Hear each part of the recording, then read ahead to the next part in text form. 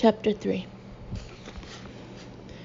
Jonah ran his fingers through his hair, trying to think. "Shit," he said again. "Did you say you were still there?" "Judge's fishing spot, yeah. I knew you wouldn't want crime scene tape around the area, but I also figured you'd want to see it the same way I did. Only a few cars have gone by this morning on the way to church. Nobody has appeared to notice anything strange about me being here, and I'm leaning against the car all nice and natural, just looking at the view. I'll stick around here. You can get to the diner before church lets out. Have breakfast and talk to Clyde." "Anything else?" he asked politely. "Yeah, bring me a coffee, will you? See you in a few." He didn't wait for a response, but cradled the receiver and fought free of the remaining covers so he could get out of bed. He had been told he was an extremely restless sleeper, but had no idea why, since he could never remember his dreams. In less than half an hour, he was showered, shaved, dressed, and out the door. Like the judge, and even though both were bachelors, Jonah owned a house not far from the downtown area, with a small front yard, a garage, and a fenced backyard where the latest thing in barbecue grills lived on a spacious patio. Though Jonah had never asked, he figured the judge owned a house rather than a condo for the same reason he did: a dislike of neighbors being too close. They each knew more than they really wanted to about their neighbors through their respective jobs. There was no sense finding out more details they didn't need to know. The diner held only a scattering of customers since church hadn't yet let out, so Jonah was able to claim his usual stool at the counter. Am I becoming predictable? And is that a bad thing? The usual chief,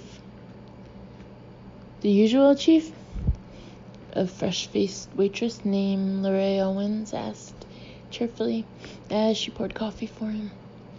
"Definitely predictable." "Yeah, thanks, Lorraine." She nodded, smiled, and went off to serve somebody else. Calling out Jonah's order, she passed the serving window to the kitchen, a bit quieter than usual because it was Sunday, and because Waylon and Johnny weren't singing back in the kitchen. Jonah sipped his coffee and looked at nothing, his mind racing.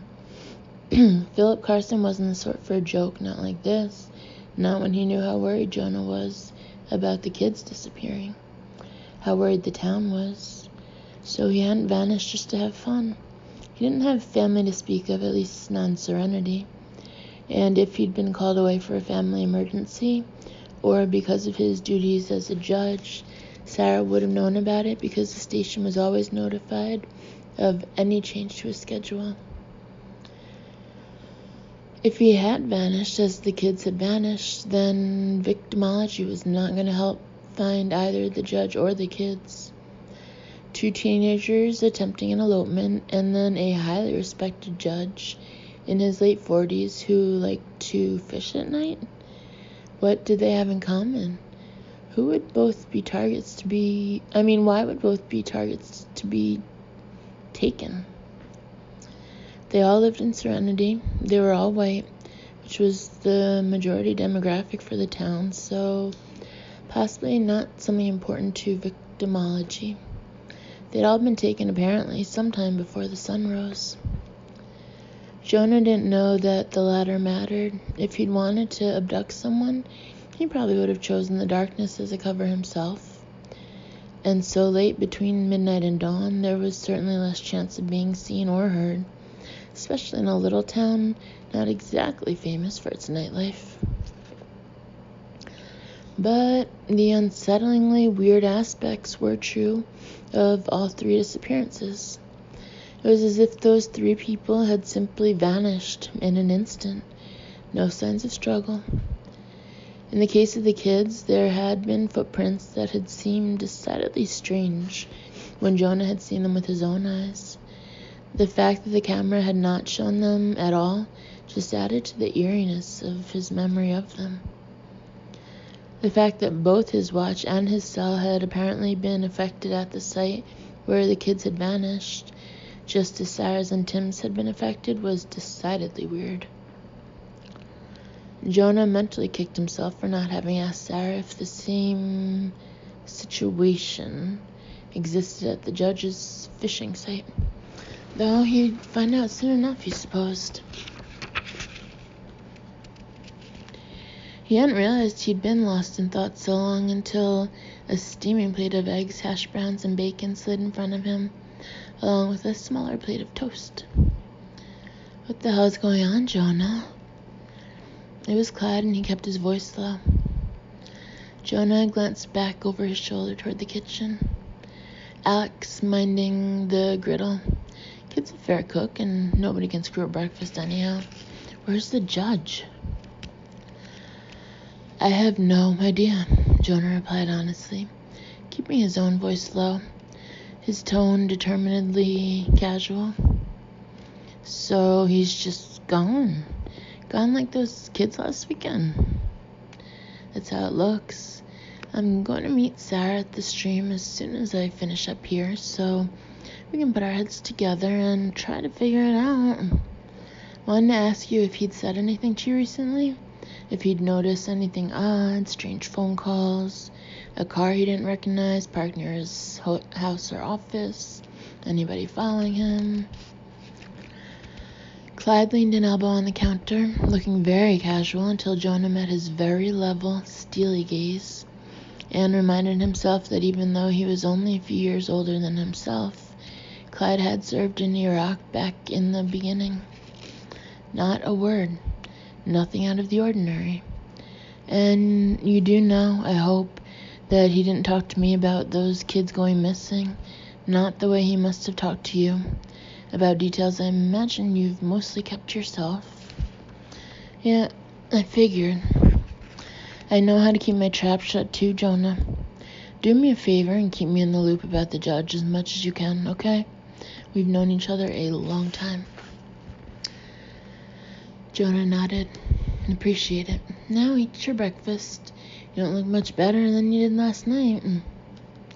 Without bothering to comment, Jonah merely dug into his meal, knowing he needed to eat, even though he had absolutely no appetite.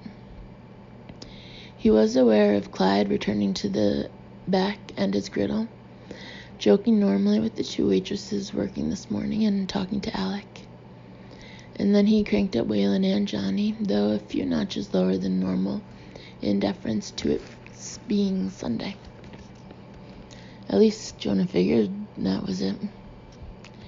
He finished his meal, also aware that more people were coming in for breakfast or brunch or lunch, as the area churches were letting out. He ordered 2 coffees to go, paid his bill, and left a generous tip, then managed to leave the diner without anyone saying anything to him except good morning.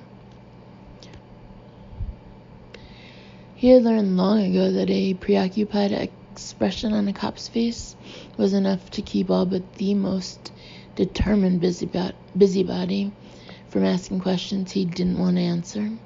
He had perfected that preoccupied expression, though it certainly wasn't fake now. He drove his Jeep roughly half a mile to the narrow side road that ran along the stream for a stretch, parking behind Sarah's cruiser. She was leaning against the front fender, hands in the pockets of her jacket, looking down toward the stream with a frown. Anything new? He asked, as he joined her and handed over her coffee. No, she said, gloomy. She took a sip of the hot coffee. I just keep asking myself, why the judge? Why those kids? What the hell's going on, Jonah? I wish I knew. They're all white. They all live here in Serenity. And they all disappeared sometime between midnight and 6, as far as we can tell. All disappeared during the night. Those are the only commonalities I can think of. Shit. He hesitated, then said, your watch. Not wearing one. She didn't look at him, but as near as I can figure, my cell lost the time I was here earlier and the time I was down there using the camera. Seems to be working fine. It's just about 45 minutes off what it should be. Jonah hesitated, then looked at his watch. He bought a new one rather than having the other one repaired. He was inordinately relieved when it was clearly working just fine. And then Sarah had to offer an explanation. I've been thinking, and I think there's some kind of perimeter. Because standing here, my cell hasn't lost any time, but it did lose the time I spent down there around his chair. Not sure exactly where the demarcation line is, assuming I'm right. Maybe your watch can tell us when we head down there.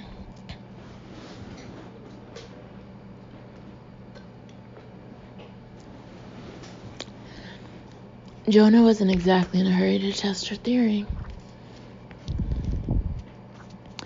You really didn't notice anything at all odd down at the stream, other than whatever happened to your cell? He could see from their position the judge's low beach chair and other things a few yards from the stream. Nothing. Looks like he just got up and left peacefully.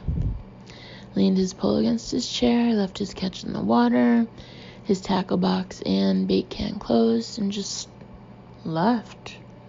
How long do you think we can keep this quiet? If we have to start asking questions, which we do, the whole town will know by supper time. And then, Sarah sounded like she dreaded the answer. And then Jonah said, this place is going to go from uneasy to downright scared. It won't be pretty. He straightened away from her cruiser. Before that starts, I want to get a look for myself. And then I want to get Sully's dogs out here, checking both sides of the stream at least half a mile in each direction. He didn't want to even mention the idea that had occurred to him on the way here, that maybe the judge wasn't missing, that maybe they'd find him quickly enough in the water. Then Sarah said he wouldn't have waded out into the stream to fish, and I can't think of another reason he'd have willingly gone into the water.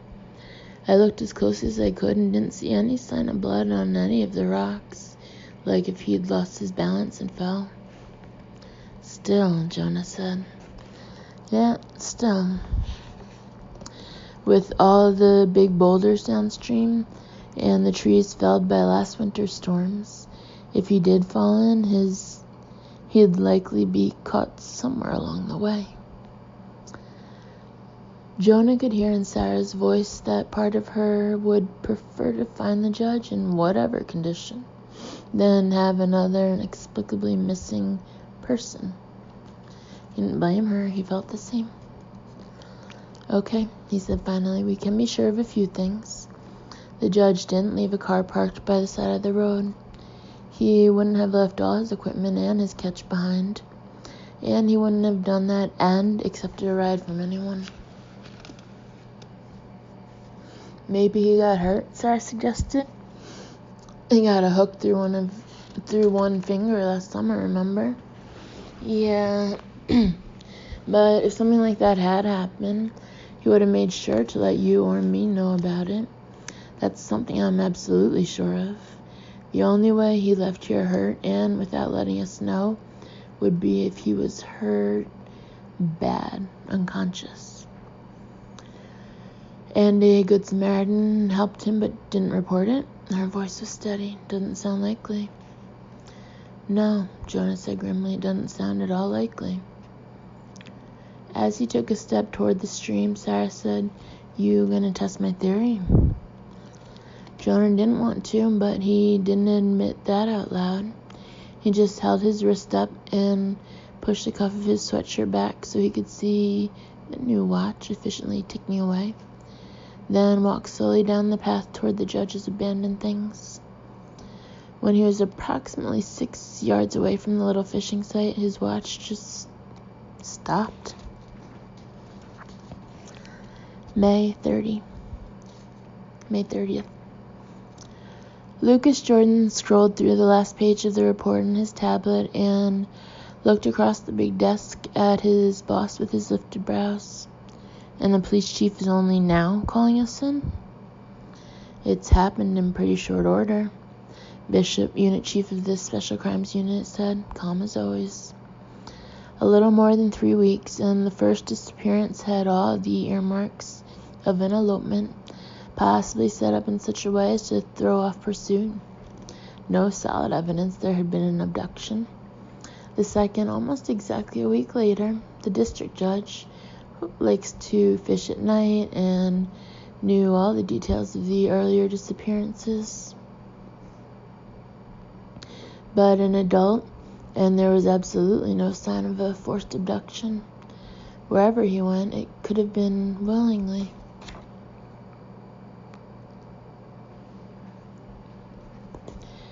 Samantha Jordan, who hadn't even opened the tablet in her lap, looked at Bishop from her curiously dark eyes, unblinking. The chief doesn't think he did that, obviously. No, but he could find no evidence to the contrary, just like with the teenagers.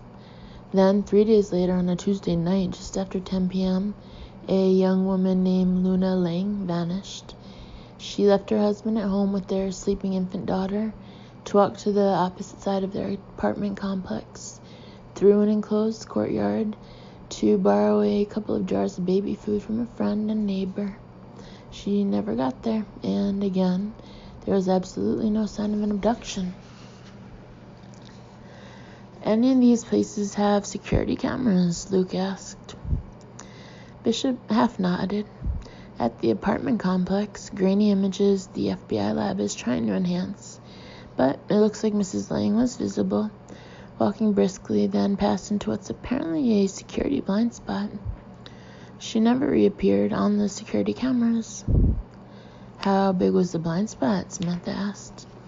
According to the chief, no more than 15 feet. Samantha blinked. Damn. Whatever happened fast, Bishop agreed. And also, according to the chief, in that blind spot were no windows or doors or even shrubbery. No place for an assailant to hide. An enclosed courtyard. Bishop nodded. Pretty sturdy, tall, iron fencing at the walkway out of the courtyard, with a gate requiring a key card and a code. All entrances and exits are recorded on the main security computer. Now, he paused and added, this complex advertised itself as safe for young families just because of the general layout. It was designed with a few tricks to deter burglars or anyone else thinking about breaking in, from very thorny and well-lit shrubbery preventing any access to first-floor windows, to first-rate door and window locks with individual security for each unit, plus excellent lighting all around the perimeter and inside the courtyard. Each apartment door is well lit all night, as are the open walkways on each of the 4 floors within the courtyard. No shadowy spots. And there's a 2-man security team at night, one to watch the monitors and the other to patrol. Luke lifted his brows again. They worry much about security in a little place like Serenity. They do now, Samantha murmured. Sam. Well, it's true, isn't it? She looked at Bishop. It would probably be more accurate to say they've become obsessive about security. This apartment complex, for instance, had the fencing reinforced and the keypad code added, and began the process of updating the security system 2 days after Judge Carson vanished. He paused. They were scheduled to update or replace security cameras and add several more to eliminate all blind spots in the courtyard and all around the exterior of the complex later in the week. Mrs. Lang disappeared before that could be done. Samantha shook her head slightly, but said only, and the next person to vanish? Sean Messina, a car salesman, on the following Monday night. There was both a closed tablet and a stack of folders on Bishop's neat blotter. He never glanced down at them. Messina and his girlfriend went to see a movie. There's an old-fashioned but renovated theater downtown and a multiplex out near the highway. They chose downtown, Luke guessed. Bishop nodded. Messina's girlfriend told the chief it was because they could walk on well-lit sidewalks from their condo to the theater.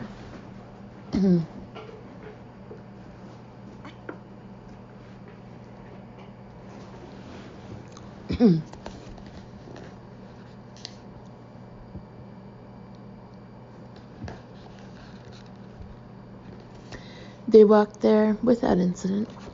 The theater was about a third full, which Chief Friggs says is entirely normal on a Monday night when there's a new movie playing. The adults tend to leave the theater to the kids and teenagers during the weekends. Anyway, about halfway through the movie, Sean Messina left his seat and headed to the lobby to use the restroom and get snacks at the concession stand. Luke said, "Please tell me they have surveillance cameras in the lobby." They have, but Sean Messina never shows up on any of them. The entire lobby is covered, including the entrances to the theater and the doors of the restrooms. There is footage of him and his date arriving, getting sodas, and going into the theater. Sean Messina is never visible again. Samantha said, "I suppose the emergency exits have alarms?"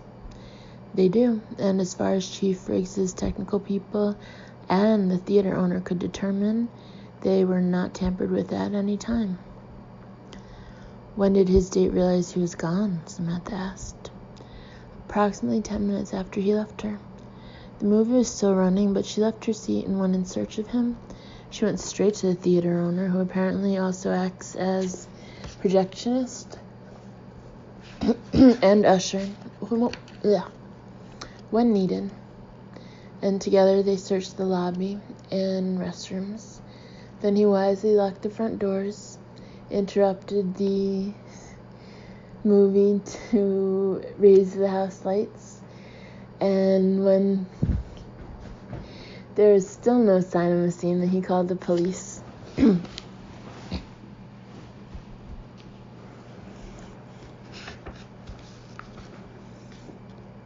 Slowly, Lucas said, "The first fully contained crime scene."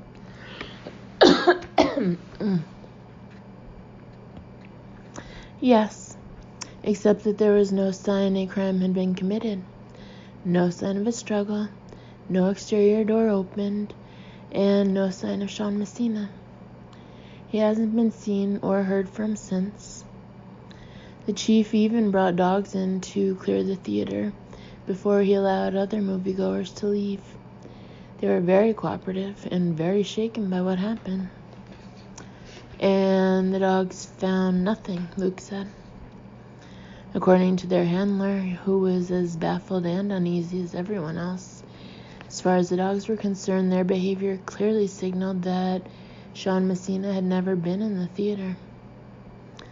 Samantha frowned, the expression making her look even more sulky than the normal expression nature had given her.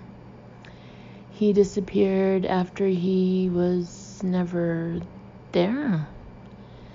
"Just telling you what's in the chief's report, Sam," Bishop said, still completely calm.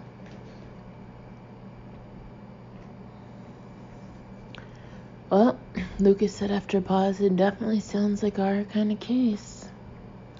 Samantha was still frowning, her unusually dark gaze on Bishop. "Give," she said.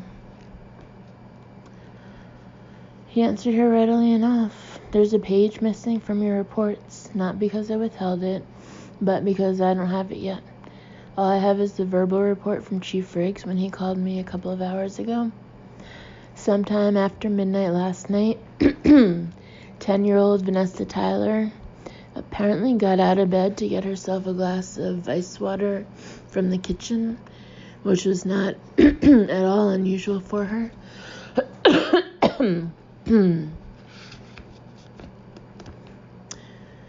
When her parents got up a few hours ago, they found a half-full glass of water on the kitchen counter, along with Vanessa's favorite stuffed bear.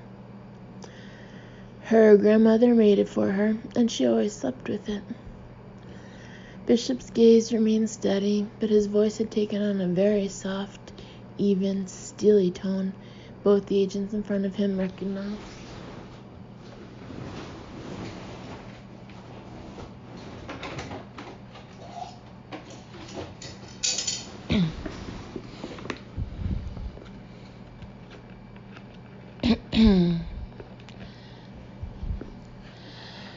like the scar twisting whitely down his left cheek, standing out more than usual now. His tone was an indication of an intensity of emotion he very, very rarely showed in any other way.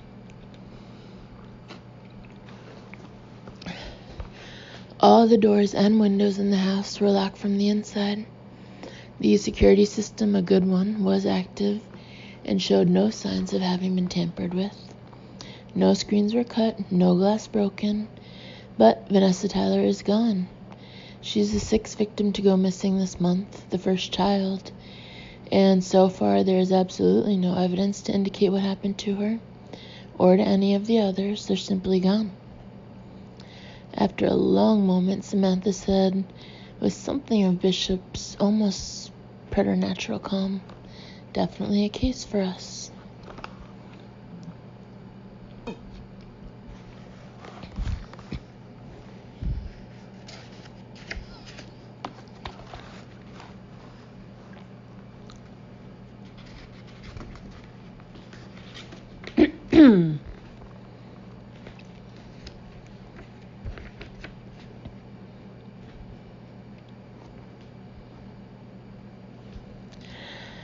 Robbie Hodge looked up from the tablet she'd been studying and frowned a bit at Miranda Bishop, who, as was her usual habit, was sitting on her desk rather than behind it in the chair. "You said 2 teams would be going?" "Yeah, you 2 plus Luke and Samantha Jordan." Dante Swan, sitting in the other visitor's chair, looked up at Miranda and frowned as well. "Is Bishop briefing them?" Miranda nodded, wearing a faint smile. "Why?" Robbie demanded. A little chuckle escaped Miranda. "Generally speaking, the newer agents find me less intimidating, at least in the beginning. And a briefing isn't much more than relaying information. The 4 of you can go over everything on the jet. You should just about have time to do that before you land in Tennessee." Dante glanced at his partner. They hadn't worked together for long, and it showed, as did something else, at least to Miranda's experienced gaze. "Your abilities," she said calmly, "will only improve with practice, field practice.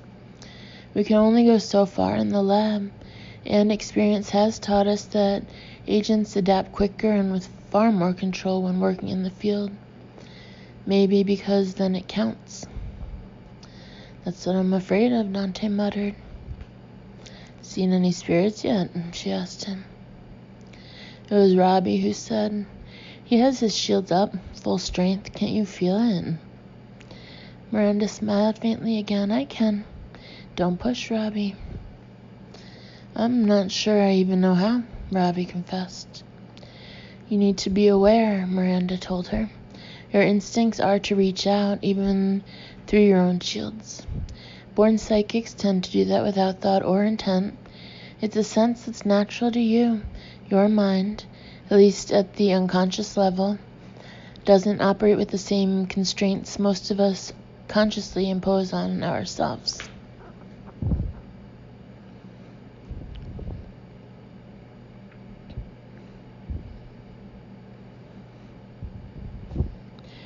"Hey, were you trying to read me?" Dante was frowning at his partner.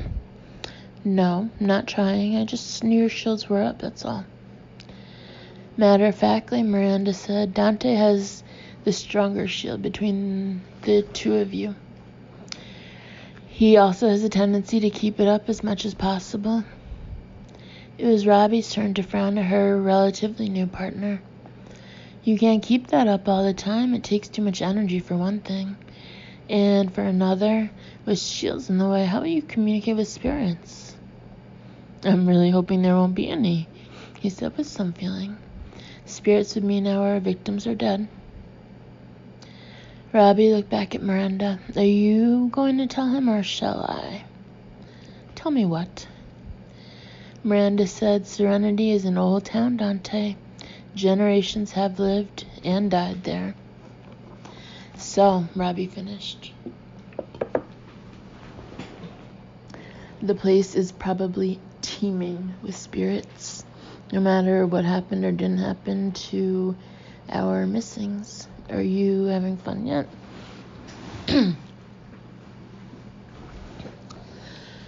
With 6 missing people, including a kid? No, he retorted. Then to Miranda he added, I don't have spirit guides. A whisper here, a glimpse there, that's about it for me. I've never even had a helpful spirit point me in the right direction. Why send me?